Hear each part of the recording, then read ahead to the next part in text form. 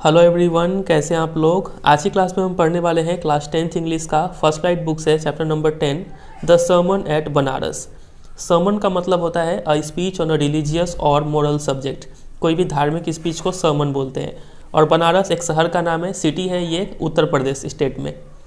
चलिए स्टार्ट करते हैं। ये रहा गौतम बुद्धा, जिनका जन्म हुआ था 563 BC में। BC मतलब बिफोर क्राइस्ट, ठीक है। और इनका डेथ हुआ था 483 BC में। Began life as a prince named Siddhartha Gautam in northern India. तो इनका जो जन्म हुआ था वो एक राजकुमार के रूप में हुआ था और इनका नाम रखा गया था सिद्धार्थ गौतम। और इनका जन्म कहाँ हुआ था? नॉर्दर्न इंडिया में। उस समय में लुम्बिनी नेपाल में हुआ था, ठीक है। नेपाल उस समय नहीं था, वो इंडिया में ही था। At 12, he was sent away for schooling in the Hindu sacred scriptures and 4 years later he returned home to marry a princess.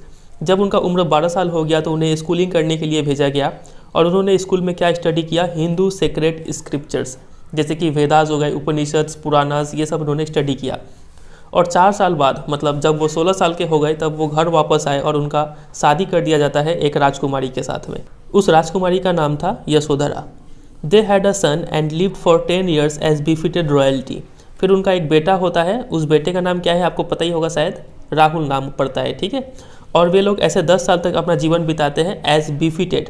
बिफिटेड मतलब डिसेंट या फिर प्रॉपर, काफ़ी एक डिसेंट रॉयल्टी के साथ एक शाही राजकुमार का जो जीवन है वो लोग जीते हैं, ठीक है।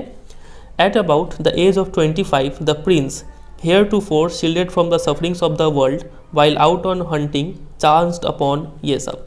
तो देखिए, जब उनका उम्र 25 साल जब हो जाता है, तब जो हमारे राजकुमार है मतलब सिद्धार्थ गौतम है, ये शील्डेड मतलब प्रोटेक्टेड, और हेयर टू फोर का मतलब होता है बिफोर। अभी तक इन्हें शील्ड करके प्रोटेक्ट करके रखा गया था from the sufferings of the world. ये सिर्फ अपने महल में जीवन बिता रहे थे, इन्हें पता नहीं था कि वर्ल्ड में किस किस टाइप का सफरिंग्स है।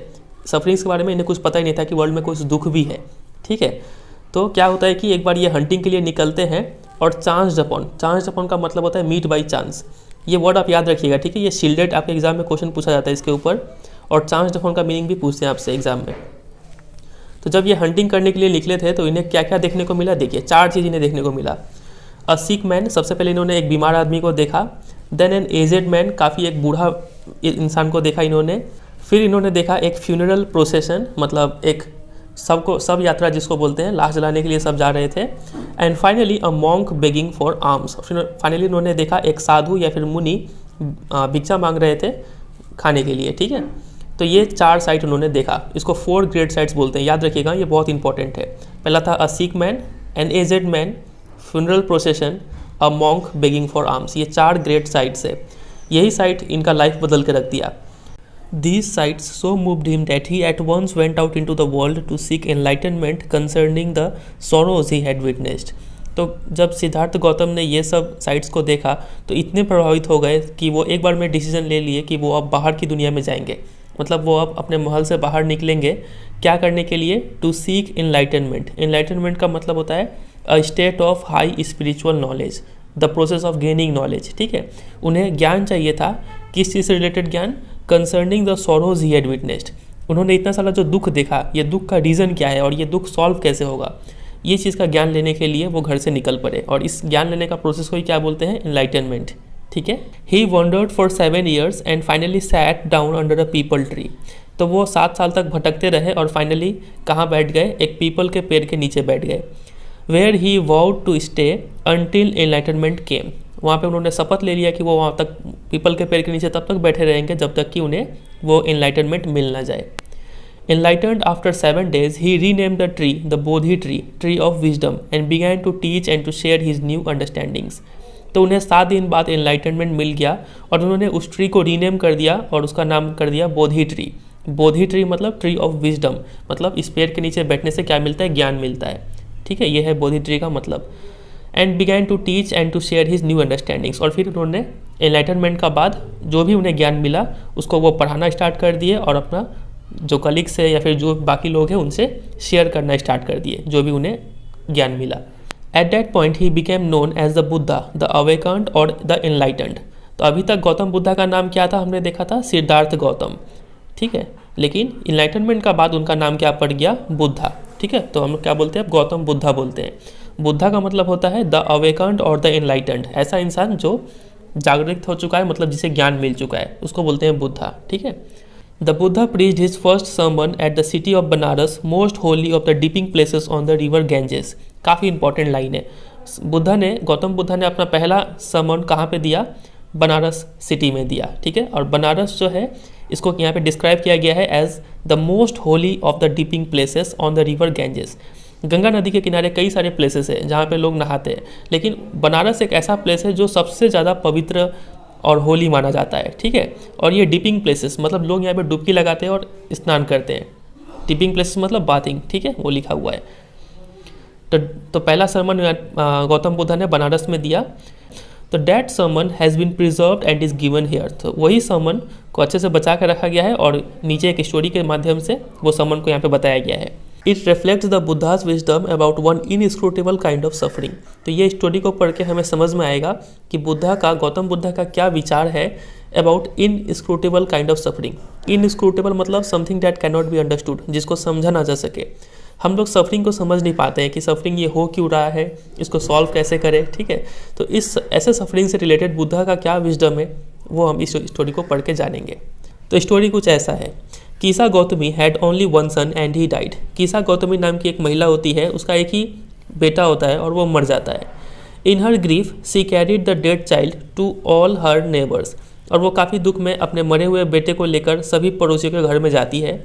आस्किंग देम फॉर मेडिसिन, और उनसे बोलती है कि मेरा बेटा बीमार हो गया है, इसे कुछ दवाई दीजिए। And the people said she has lost her senses, the boy is dead. और लोग बोलते थे कि ये महिला पागल हो चुकी है, अपना होश गंवा चुकी है, क्योंकि ये लड़का तो मर चुका है और ये उसके लिए दवाई मांग रही है। At length Kisa Gotami met a man who replied to her request. तो एट लेंथ मतलब आफ्टर अ लॉन्ग टाइम, कुछ देर बाद कीसा गौतमी को ऐसा इंसान मिलता है जो उसके रिक्वेस्ट को रिप्लाई करता है। वो इंसान बोलता है कि I can not give the medicine for thy child but I know a physician who can. Thee मतलब यू और दाई मतलब योर। ठीक है।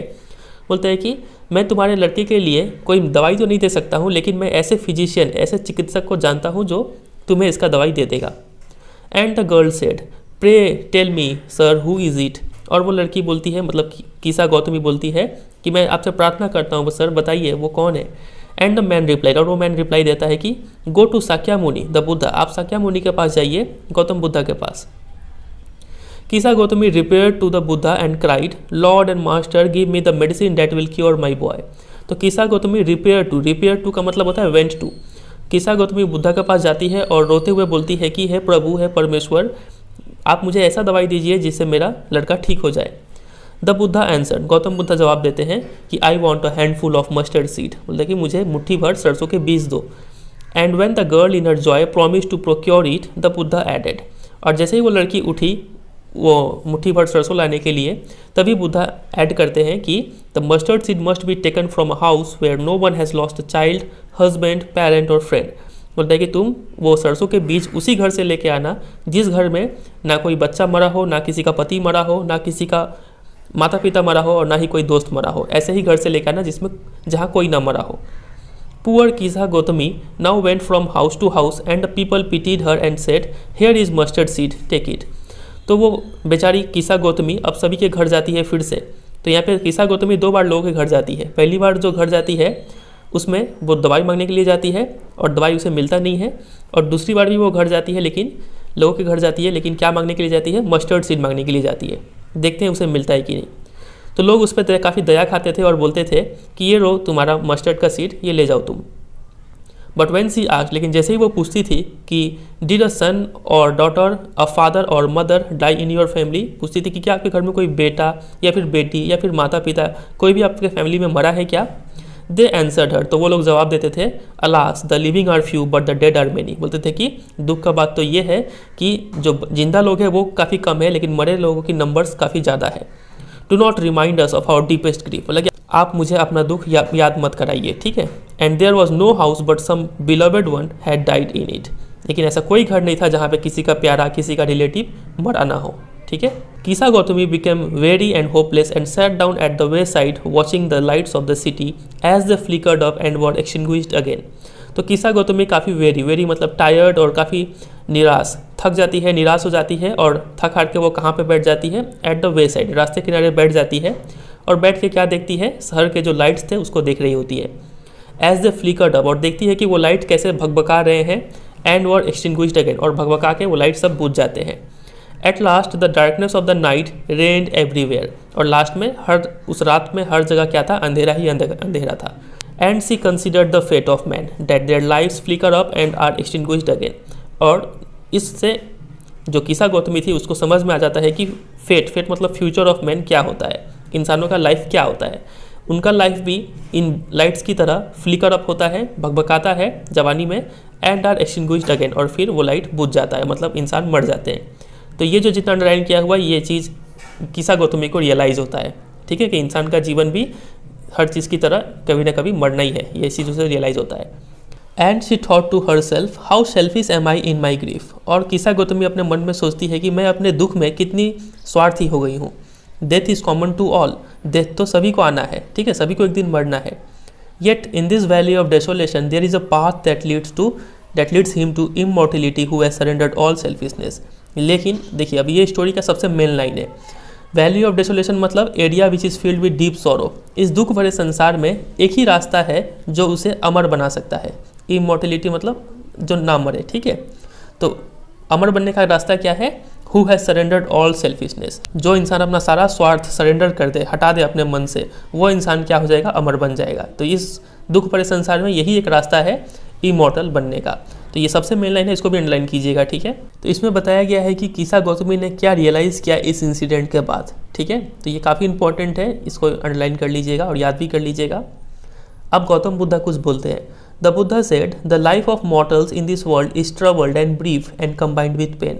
गौतम बुद्धा बोलते हैं कि इस पृथ्वी पे, इस वर्ल्ड में जितने भी मॉर्टल्स है, मॉर्टल्स मतलब दोज बाउंड टू डाई, मतलब जितने भी लिविंग थिंग्स है, उनका जो लाइफ है वो ट्रबल से भरा हुआ है, दुख आते रहेगा।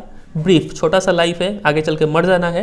एंड कंबाइंड विथ पेन, और इस पूरे ही लाइफ में हमें कुछ ना कुछ दर्द या फिर सफरिंग्स होता रहेगा। काफ़ी अच्छा बात इन्होंने कहा। For there is not any means by which those that have been born can avoid dying. उन्होंने ऐसा कहा इसलिए कहा क्योंकि ऐसा कोई तरीका नहीं है जिससे कि वो इंसान जो जन्म लिया है वो डेथ को अवॉइड कर पाए, ठीक है, मतलब कैन नॉट अवॉइड डेथ, ठीक है। After reaching old age there is death, बुढ़ापे के बाद मौत आना ही आना है, ये बात उन्होंने कहा। Of such a nature are living beings, तो ऐसा ही लिविंग बींग्स का नेचर है, ठीक है। Death is certain. As ripe fruits are early in danger of falling, so mortals when born are always in danger of death. तो उन्होंने अब यहाँ पे एग्जाम्पल ले लेकर समझाया है कि जैसे कि कोई फल जो पक जाता है वो उसका हमेशा खतरा रहता है टूट के गिरने का, ठीक उसी तरीके से ऐसा इंसान जो जन्म ले लेता है एक बार, वो उसका हमेशा ही डर रहता है मरने का, ठीक है, कभी भी वो मर सकता है। As all earthen vessels made by, एक और एग्जाम्पल वो लेते हैं कुम्हार का, ठीक है, मिट्टी के बर्तनों का। वो बोलते हैं कि as all earthen vessels made by the potter end in being broken, so is the life of mortals. जैसे कि कोई पॉटर, कोई कुम्हार जितने भी मिट्टी के बर्तन बनाता है उसका अंत कैसे होता है, टूट के ही होता है, उसी तरीके से जो लाइफ है वो भी उसी तरीके से है, उसका भी अंत मर के ही होगा, ठीक है। Both young and adult, both those who are fools and those who are wise, all fall into the power of death, all are subject to death, ठीक है। वो बोलते हैं कि कोई छोटा हो या फिर बड़ा हो, कोई बेवकूफ़ हो या फिर समझदार हो, सभी को मौत के हाथों लगना है, ठीक है। All are subject to death, सभी को एक दिन मरना है, ये बात वो बोलते हैं। मतलब death is the ultimate truth, उन्होंने ये कहा है यहाँ पे। Of those who overcome by death depart from life, a father can not save his son not kinsman their relations. तो वो बोलते हैं कि वो लोग जिसे डेथ ओवरकम कर लेता है, ठीक है, मतलब डेथ एक बार जिसको पकड़ लिया, मौत जिसको एक बार पकड़ लिया, वो इस लाइफ को छोड़ के चले जाते हैं। एक पिता अपने बेटे को नहीं बचा सकता है और कोई रिश्तेदार अपने दूसरे रिश्तेदार को नहीं बचा सकता है, कोई तरीका नहीं है, एक बार डेथ आ गया तो, ठीक है। Mark, while relatives are looking on and lamenting deeply, one by one mortals are carried off like an ox that is led to the slaughter। इस बात को ध्यान रखो कि रिलेटिव्स देखते रह जाएंगे और रोते रह जाएंगे, अफसोस करते रह जाएंगे, और एक एक करके जितने भी मॉर्टल्स, जितने भी जीव है इस पृथ्वी पे, वो सब यहाँ से चले जाएंगे, ठीक उसी तरीके से जैसे कि एक बैल को ले जाया जाता है कसाई खाने में, ठीक है, उसे मारने के लिए। So the world is afflicted with death and decay, therefore the wise do not grieve knowing the terms of the world। इसीलिए इस वर्ल्ड में हमेशा से क्या रहा है, डेथ रहा है और डिके रहा है। इसीलिए जो समझदार होते हैं, जो वाइज होते हैं, वो कभी भी दुख नहीं मनाते हैं, knowing the terms of the world, यही दुनिया का रीति है, ठीक है। इस नियम को फॉलो करना ही पड़ेगा, समझे कि नहीं समझे, आगे बढ़ते हैं। और यहाँ पे एक वर्ड ये अफ्लिक्टेड विथ मतलब सफरिंग फ्रॉम, बहुत इंपॉर्टेंट है ये, इसके ऊपर क्वेश्चन बहुत बार आ चुका है बोर्ड एग्जाम में, ठीक है। अफ्लिक्टेड मीन्स होता है अफेक्टेड बाई सफरिंग, डिजीज और पेन, कोई भी चीज़ को सफ़र करना। तो यहाँ पे वर्ल्ड सफ़र कर रहा है किससे? डेथ से और डिके से, ठीक है। Not from weeping nor from grieving will any one obtain peace of mind, on the contrary his pain will be the greater and his body will suffer. Gautam Buddha बोलते हैं कि कितना भी रोइए, कितना भी दुख मनाइए, इससे शांति नहीं मिलेगा। इसके विपरीत वो जो दुख है वो और भी बढ़ता चला जाएगा। जितना रोएंगे, जितना शोक मनाएंगे, वो दुख और बढ़ता चला जाएगा और उसका बॉडी सफ़र करेगा। He will make himself sick and pale, रो रो के आप बीमार पड़ जाएंगे, पीले पड़ जाएंगे।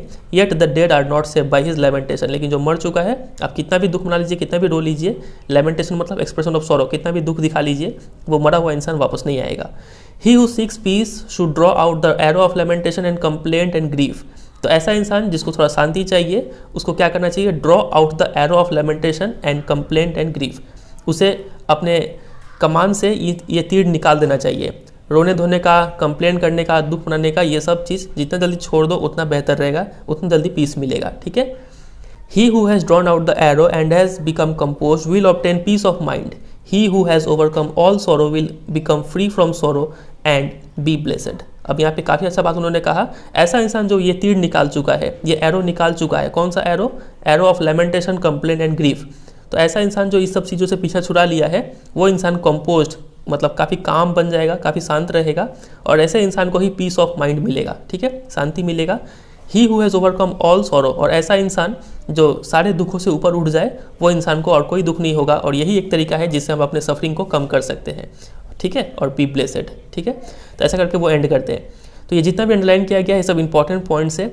आप जब भी आंसर लिखेंगे इससे रिलेटेड, तो ये सब जो फ्रेजेस है आपके आंसर में होना चाहिए। जितने भी अंडरलाइन किए हुए ये सब मेन पॉइंट्स है, ठीक है। तो इसी के साथ ये स्टोरी एंड होता है। और ये स्टोरी का सोर्स ये रहा बेटी Renshaw, values and voices, a college reader 1975। इस बुक से ये स्टोरी को उठाया गया है, ठीक है। तो बस यही है फिर ये स्टोरी। वीडियो को एंड करने से पहले एक क्वेश्चन आपके लिए है, ये देखिए। What do you know about the early life of Buddha? Buddha के अर्ली लाइफ के बारे में आप क्या जानते हैं? तो फर्स्ट पैराग्राफ में जो भी हमने पढ़ा था उसके बेसिस पे इसका आंसर देना है, ठीक है। तो इसका जवाब आप मुझे कमेंट सेक्शन में दीजिएगा। तो यही है फिर, तो वीडियो को एंड करते हैं। उम्मीद करते हैं आपको आज का ये स्टोरी समझ में आया होगा। वीडियो अच्छा लगा तो वीडियो को जरूर एक लाइक कर दीजिएगा। कमेंट करके भी बताइएगा कि आपको वीडियो कैसा लगा, और वीडियो अच्छा लगा तो वीडियो को जरूर अपने दोस्तों के साथ भी शेयर कीजिए। और अगर आप इस चैनल पर नए हैं तो चैनल को सब्सक्राइब कीजिए, ठीक है, क्योंकि आने वाले टाइम में ऐसे ही वीडियो आपको बहुत सारे देखने को मिलेंगे। और भी चैनल पर काफ़ी सारे वीडियो, आप उसको चेकआउट कीजिए, आपको जरूर हेल्प मिलेगा। चलिए फिर एंड करते हैं, मिलते हैं बहुत जल्द किसी और वीडियो में। तब तक के लिए goodbye and take care.